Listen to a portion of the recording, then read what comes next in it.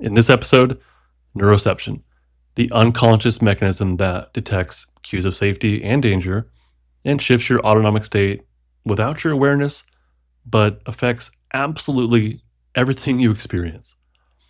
Hi, I'm Justin Sunseri, a therapist, self regulation coach, and Polyvagal Institute editorial board member.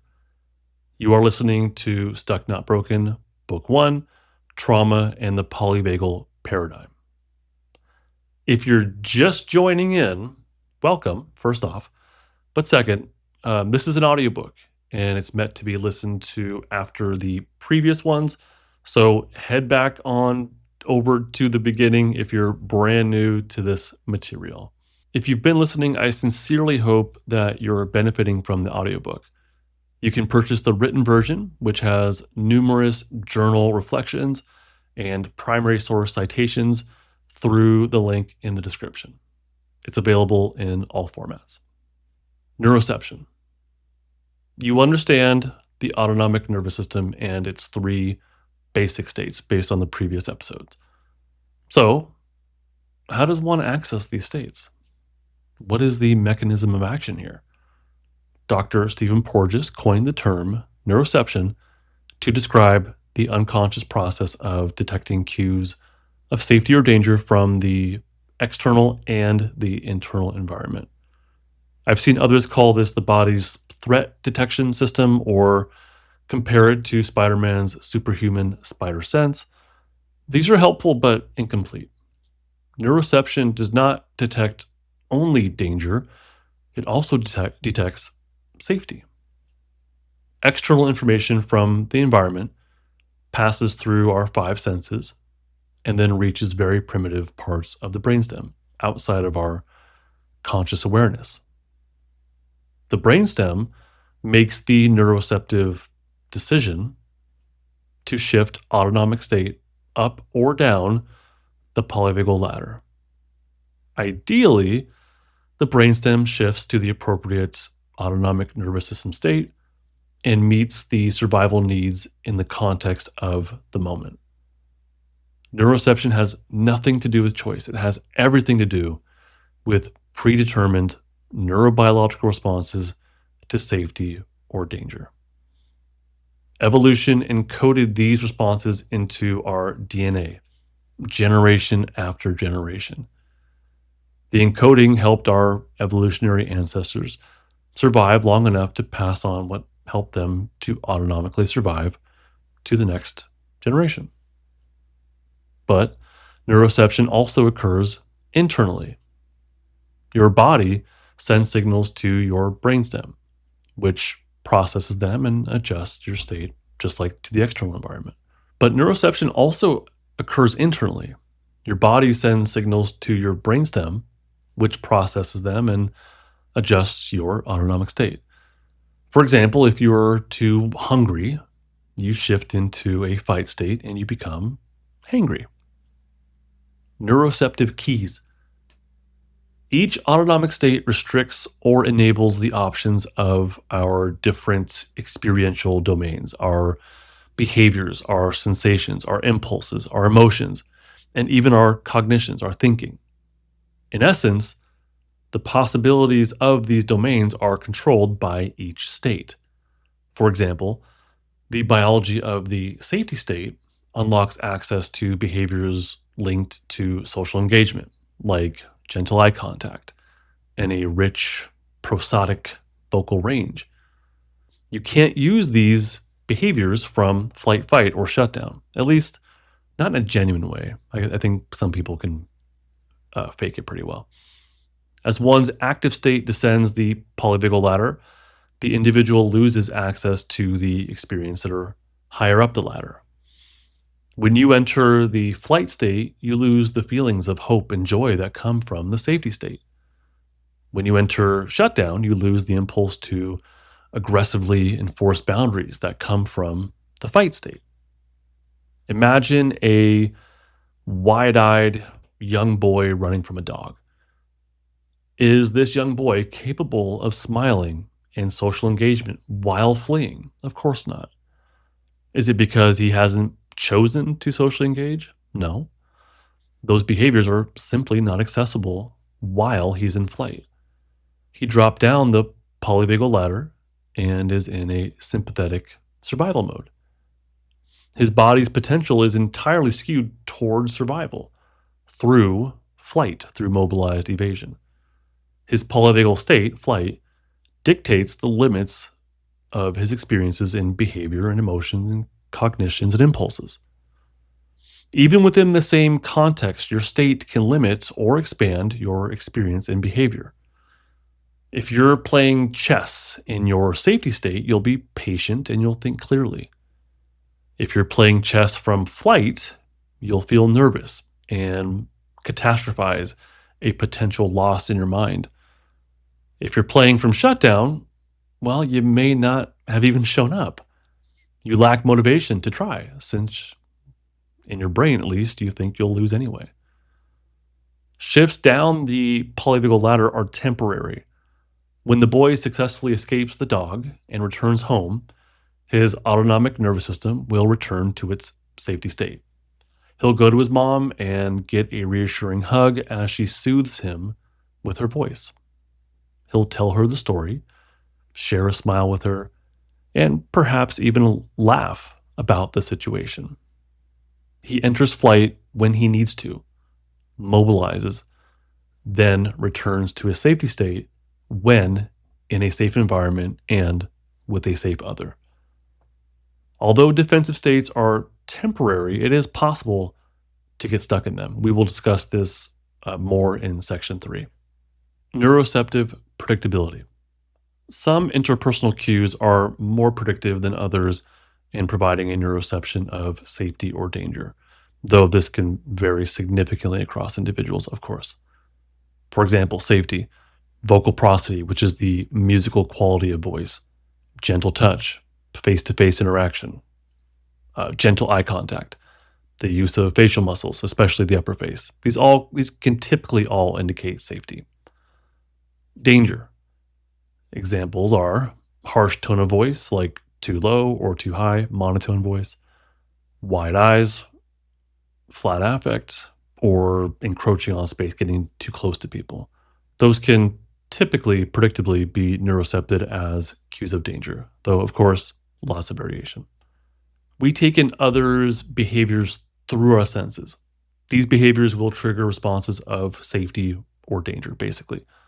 When someone smiles genuinely, it triggers a neuroception of safety within us. When we see someone who has no facial movement, it triggers a neuroception of danger.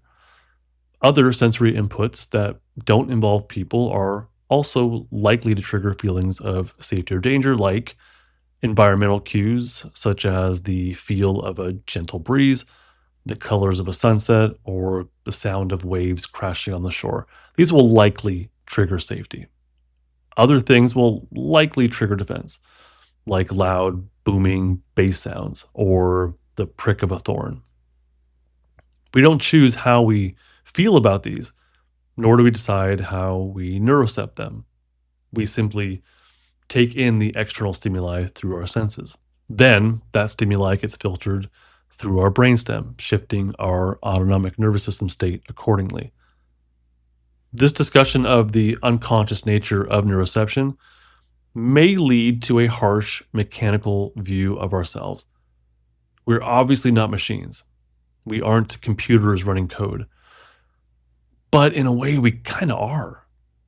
Humans can do incredible things that seem to detach us from the rest of the animal kingdom.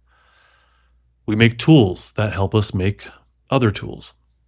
We create incredible works of art and foods that seem to touch us to the core. At the same time, underneath it all, we are very much biological organisms just like any other. Our bodies do indeed receive sensory inputs and then shift state in response to those sensory inputs. I'm positive you can think of at least one example of your body doing something that you didn't consciously want it to, like a time when you froze when you would have preferred to fight, a time when you collapsed in helplessness, when you really wanted to speak powerfully, A time when you desperately wanted to connect to someone, but could not force yourself to hug them or to receive their hug. While we are inherently biological organisms, we also seem to have a lot of choice every moment of every day. Now, you can't choose to exist in your safety state in this moment, not exactly. But can you choose to extend your exhale?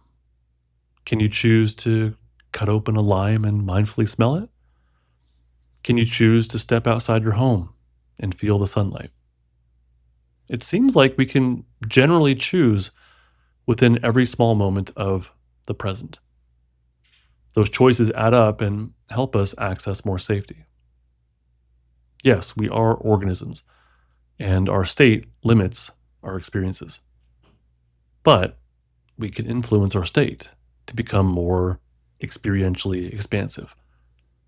As we access more safety, our neuroceptive triggers still exist, but we'll have more capacity to notice and then use them in our decisions.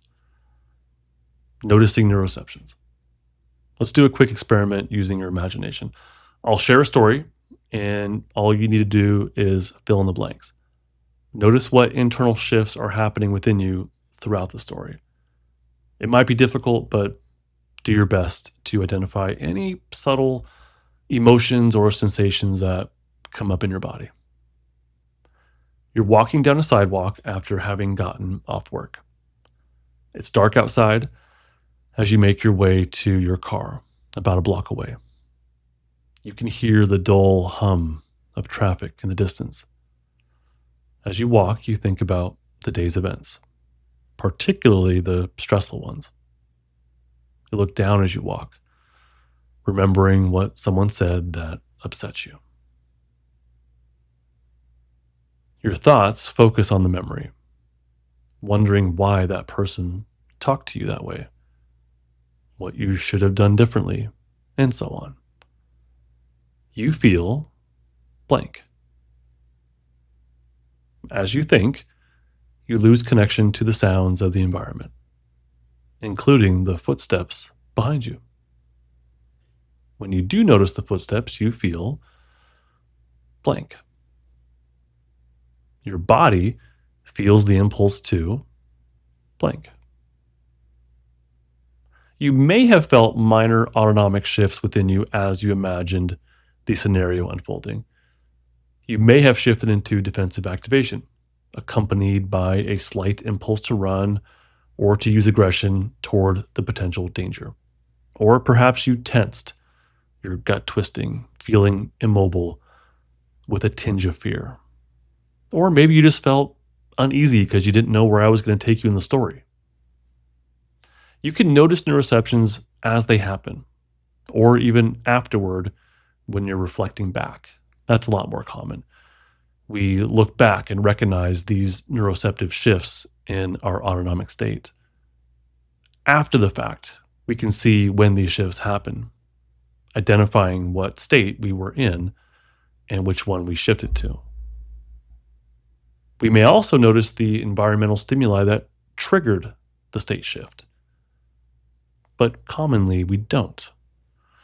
What we neurocept as safe or dangerous easily and typically goes unnoticed, even when we examine the situation later on.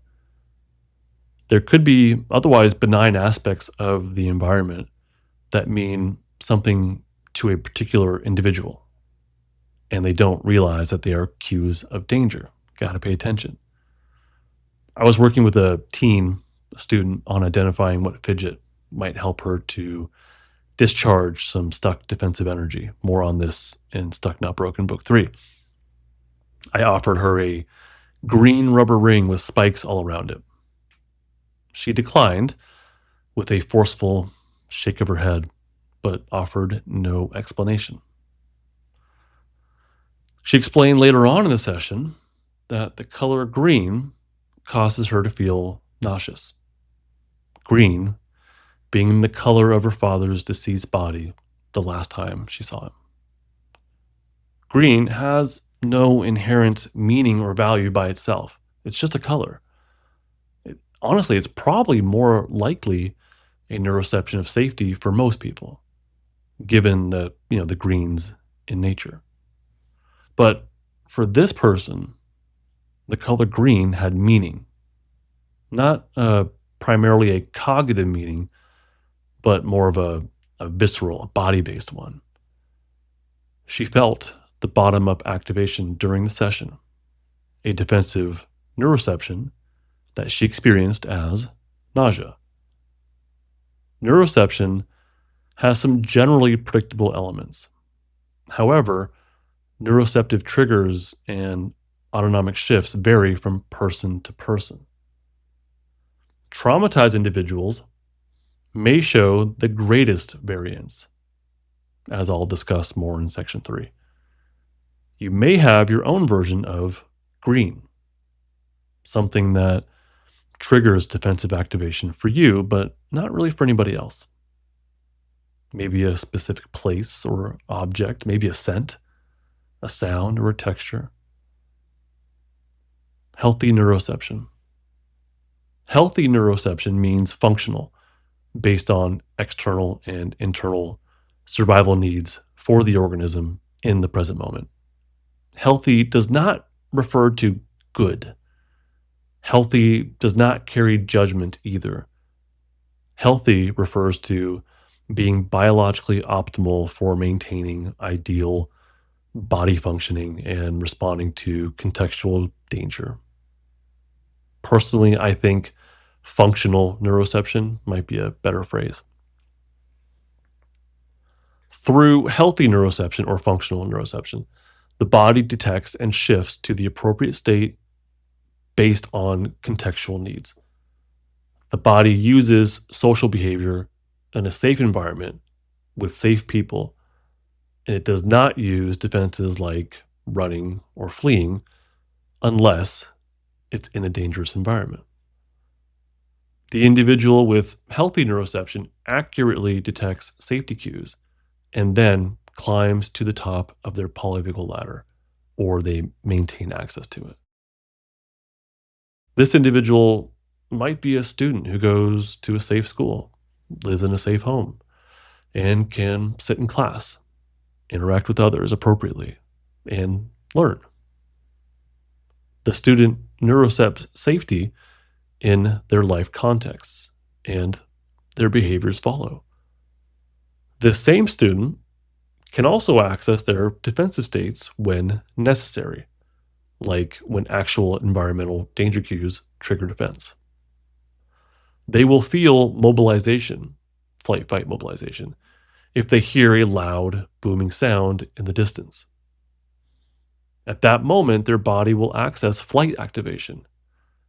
If they can't flee the dangerous situation, they'll access fight. If they cannot escape or fight, they will neurocept life threat and then immobilize in their shutdown state. This sequence is the path of healthy neuroception based on environmental cues. Again, this is not an issue of the individual choosing to react or choosing to neurocept and shift state. Neuroception is an unconscious process that aided our evolutionary ancestors in surviving and passing on their genetic material without conscious direction or control. They needed to accurately and immediately detect safety and danger, shift state, and also shift behaviors. These processes are still alive within us today. Unhealthy neuroception. Through unhealthy neuroception, the body does not accurately detect or shift state in response to the environment. The body does not fight or flee in a dangerous environment, and it does not use social behavior in a safe environment. In other words, the individual's threat detector is missing threats, and their safety detector is missing safety. Or if it is detecting it, it's not shifting to the appropriate state for that context.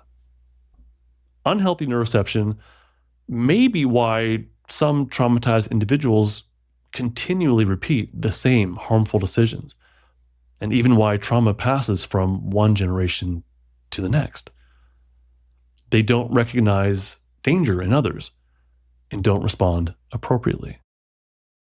They also don't recognize safety when it's there. They end up feeling safe with dangerous individuals and feel danger with safe individuals. They unknowingly fill their lives with the wrong people, repeating the same disastrous relationships. The following is a common scenario of generational trauma that I've seen in my practice. The mom, who was sexually abused by her authoritarian stepfather, does not pick up on the danger of her own short-term boyfriend living with her and her own children. She feels a pseudo connection to him and fails to recognize his red flags. He's jealous, controlling, and demanding. The short-term boyfriend sexually abuses a child in the home, and mom denies it occurred when the child comes to her. This dynamic creates a new generation of sexual trauma by a substitute authoritarian father figure. The mother's unhealthy neuroception thwarted her from detecting the boyfriend's danger cues early on. She did not neurocept other red flags that may have been right under her nose, such as inappropriate gift giving by him to one child in particular. It also prevented her from listening to her own children and taking them seriously. Instead of mobilizing with flight-fight energy to protect her children, she denies the allegation and retreats into pseudo-connection with her abusive boyfriend. As she looks back from her safety state someday, those red flags become much more apparent, and she'll realize the cues that she saw but did not, at that time, register as dangerous. She may remember the first time the boyfriend erupted in anger over something minuscule, or a joke he made with a perverse sexual innuendo that was far from appropriate. She can look back and see the escalation of control over her children and his manipulation of her emotions when the child raised the alarm and told the truth. At the moment, she missed those red flags because of an unhealthy neuroception from her own traumatic past. Later, as she builds more safety in her system and can think more clearly, these things will become painfully obvious. I'm sure you see the child victim in this scenario may end up stuck in trauma and repeat this dysfunctional pattern. As an adolescent, the abused child will find comforts in romantic partners that soothe their emotions, providing a pseudo connection and a false sense of safety. The partner will use the adolescent for their own selfish motives, and the adolescent will miss red flags, such as forcing them to share their mobile location at all times.